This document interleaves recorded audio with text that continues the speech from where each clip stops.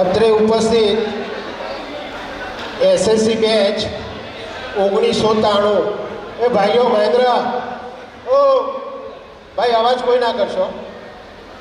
આજે તમે બધા એમ માનો હું તમારો સાહેબ છું હો. આ ગુરુજી બધા પહેલાં આપણને બધા બહુ વસકાન સણકા કરેલા છે, પણ હવે આજે મારો વારો છે. એટલે મારી દરેકે દરેક સૂચનાનું તમે પાલન કરશો એવો મને ચોક્કસપણે વિશ્વાસ બી છે અને ખાતરી પણ છે તમારા ઉપર. અત્રે ઉપસ્થિત આપણા ભૂતપૂર્વ વિદ્યાર્થી એસએસસી બેચ 1993 એટલે આપણે 31 વર્ષ પહેલાં આપણે બધા છૂટા પડી ગયા હતા. એને આજે બધાને ભેગા થવાનો એક સુંદર મોકો મળ્યો છે. પણ દરેક કાર્યનો એક સમય નિશ્ચિત હોય છે.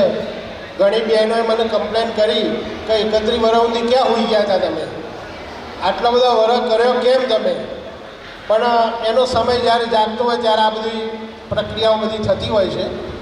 એટલે 31 વર્ષે પણ મળ્યા એ સારું થયું.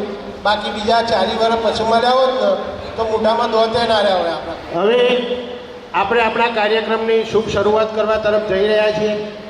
તો સ્ટેજ ઉપર આપણને જે સાહેબોએ ઓટીએ માર્યા હતા એ સાહેબો અહીંયા આવી ગયા છે.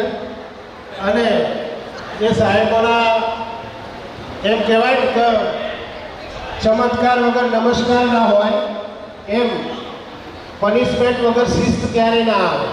આ નિયમ છે. જો શિક્ષા હોય જો શિસ્ત હોય, બાકી કશું હોય નહીં. તો આ સાહેબોનો આપણે ખૂબ ખૂબ આભાર માનીએ છીએ કે એમને આપણને બરાબરના ધોયેલા છે.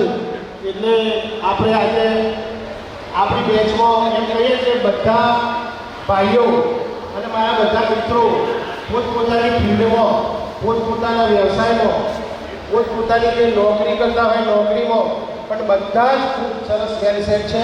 એ પરમાત્માની કૃપા કહેવાય, માતાજીની દયા કહેવાય. તો હવે આપણે આગળ કાર્યક્રમને ધપાવતો સર્વપ્રથમ સ્ટેજ ઉપર આપણા જે બિરાજમાન મહેમાનો જે છે, ગુરુજી જે છે એમને આપણે એન્ટ્રી કરાવી દીધી છે. અને સરસ મજાના ધવલભાઈ જાનીએ મંત્રોચ્ચાર સામગ્રી મહેમાનોને સ્ટેજ ઉપર આપણે બધા આજે જ્યારે સ્કૂલમાં ભણતા ને ત્યારે આપણે બધા પ્રાર્થના ગાતા. આજે બધા ભેગા થયા અને મને એક પ્રાર્થના યાદ આવે છે. હવે એ પ્રાર્થનામાં મને ખબર છે કે આપણે પ્રાર્થના ગાતા એમાં કહેતા પહેલું વંદન ગુરુજી તમને, વંદન કરીએ શ્રી પ્રભુ તમને. પહેલું વંદન માતા પિતાને, બીજું વંદન ગુરુજી તમને. આપણે પ્રાર્થના કરતા હતા. આ પ્રાર્થના મને યાદ આવી. તો હવે આપણે આજે બધા સાથે ભેગા થયા છીએ.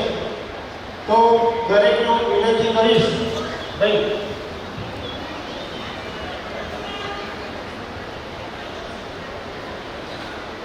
આપણે બધા પોતપોતાની જગ્યાએ ઊભા થઈ અને આજે રાષ્ટ્રગીતનું ગાન ગાવાનું છે.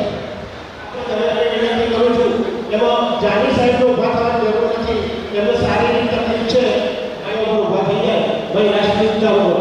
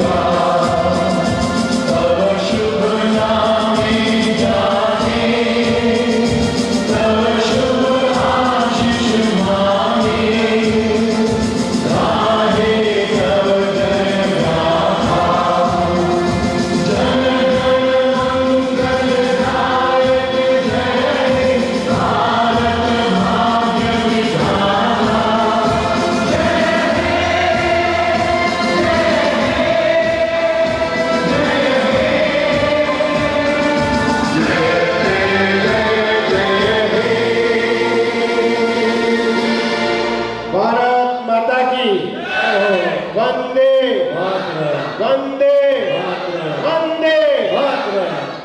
બેસી જાઓ.